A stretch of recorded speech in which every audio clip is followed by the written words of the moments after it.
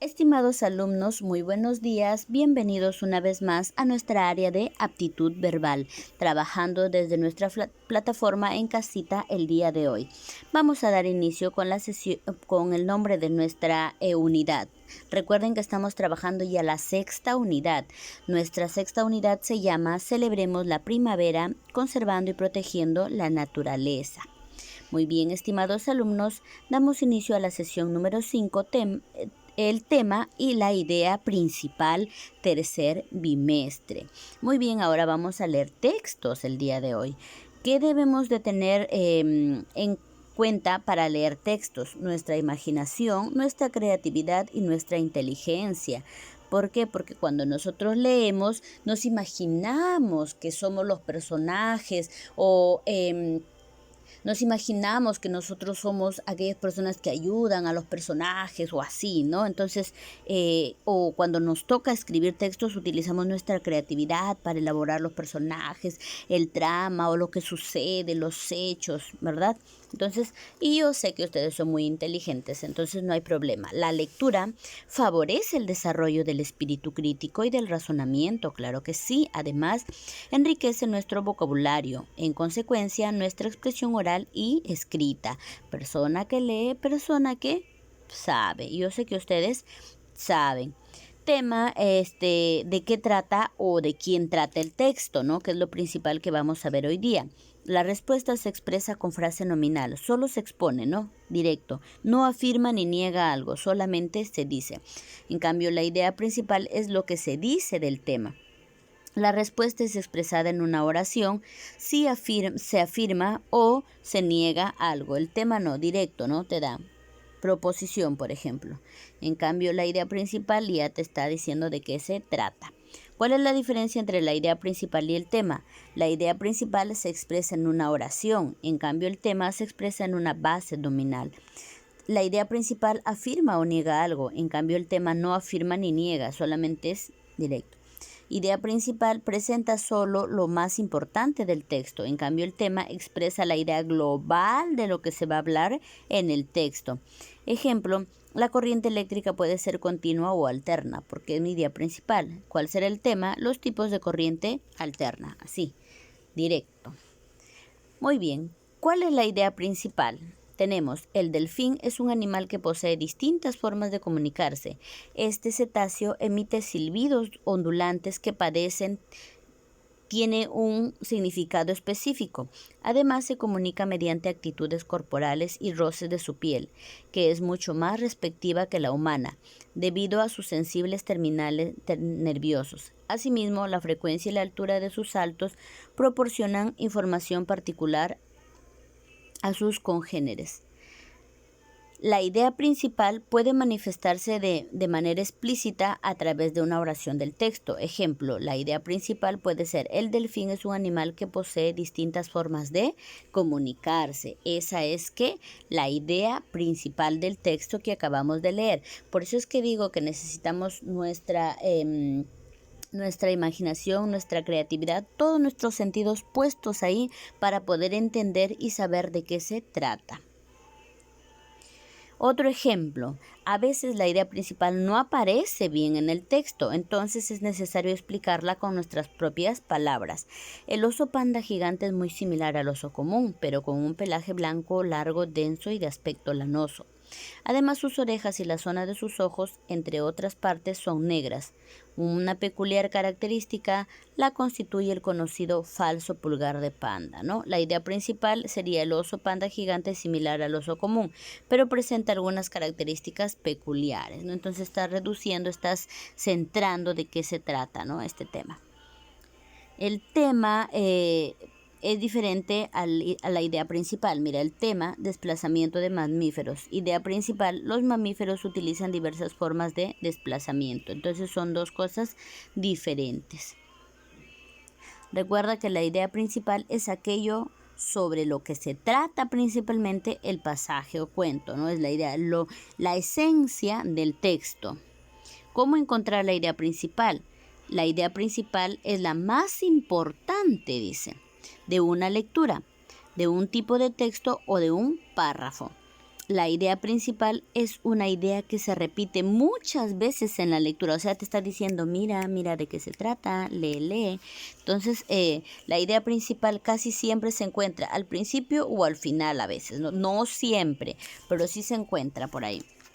Los títulos y subtítulos son una gran pista para saber de qué trata la lectura. Claro, si el título te está diciendo, por ejemplo, acá desplazamiento de los mamíferos, ya sabes más o menos de qué se va a tratar el tema.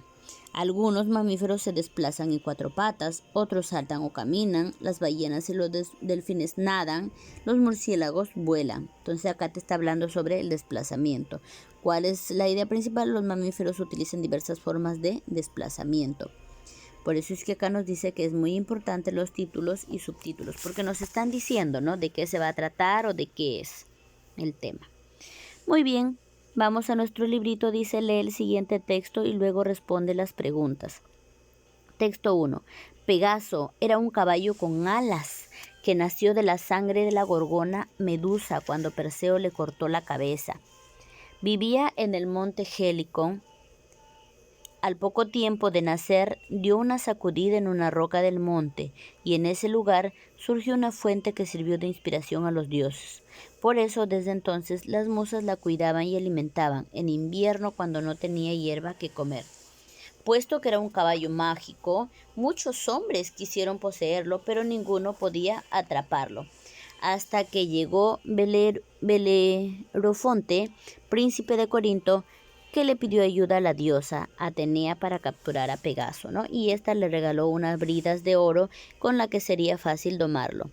Belerofonte fue al prado preferido de Pegaso, donde lo encontró pastando tranquilamente, y cuando se le acercó, se dejó montar sin resistirse. ¿Por qué?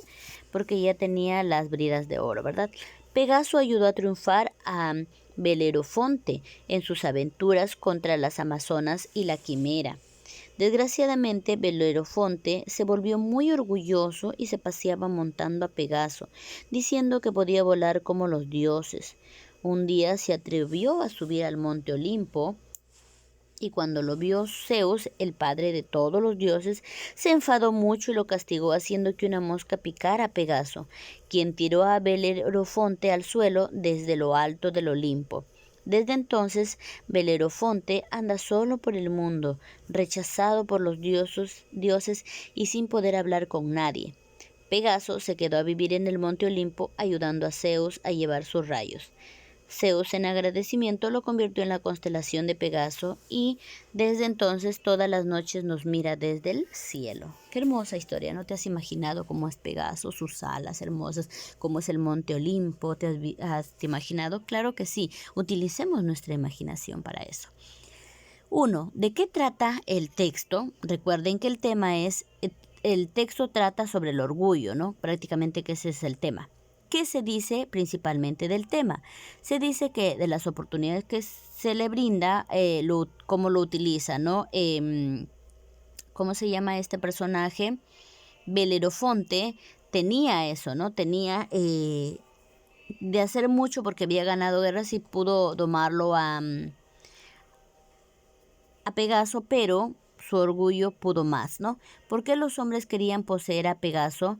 Porque era un caballo mágico. Tenía alas, ¿verdad? Y hacía magia, pues, con su estornudo, ¿no? Hizo una fuente también.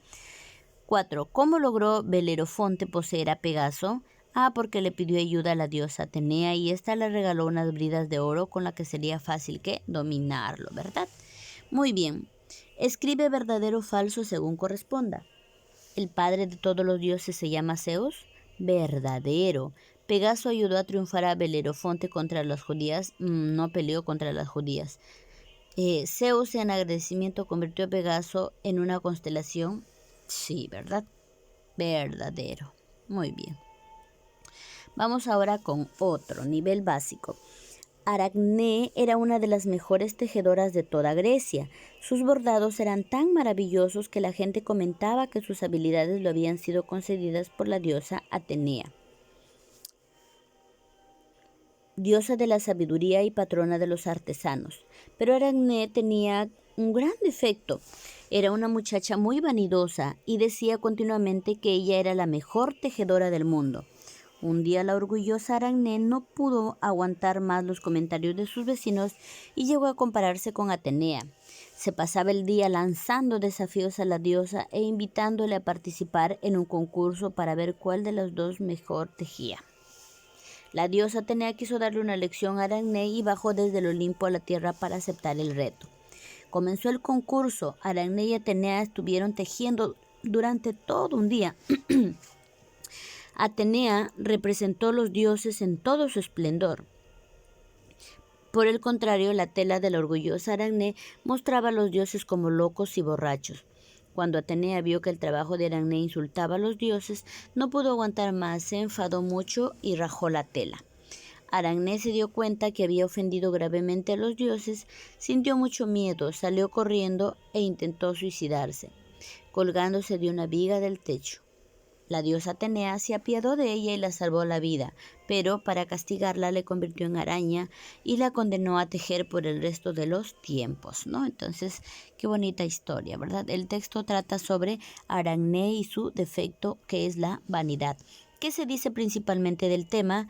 Que tenía habilidad para tejer, sus bordados eran maravillosos, ¿verdad? Y del tema que se dice principalmente que pues la vanidad es malo. Relaciona cada palabra con su significado. Tenemos costurera, que corta y cose la ropa, tejedora, que entrelaza los hilos para formar una tela, y bordadora, que adorna las telas con dibujos en alto relieve. Muy bien, estimados alumnos, recuerda que tú tienes que realizar el nivel intermedio y nivel avanzado también para que puedas ir practicando y mejorando cada día más. Hasta ahí la clase del día de hoy. Que Dios les bendiga. Hasta la próxima clase.